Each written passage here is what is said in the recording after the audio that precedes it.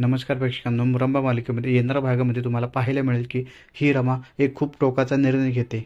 मुकादम कुटुंबामध्ये रेवा, शशिकांत आणि आई आजीकडून सततच्या होणाऱ्या अपमानामुळे ही रमा खूपच दुखावलेली आहे. माझा एखाद्या वेळेस अपमान केला तर मी सहन करेल, परंतु माझ्या कुटुंबाचा होणारा अपमान मी सहन करणार नाहीये. त्यामुळे ती दुसरं भाड्याचं घर शोधते आणि रमा शेवटी बॅग घेऊन घराच्या बाहेर पडताना आपल्याला दिसते. पण प्रेक्षकांनो, येणाऱ्या भागामध्ये रमा खूप संकटात आहे आणि या रमाला अक्षय कधीच एकटं सोडणार नाहीये. त्यामुळे तिची साथ देण्यासाठी रमासोबतच आता अक्षय सुद्धा घर सोडताना आपल्याला दिसणार आहे.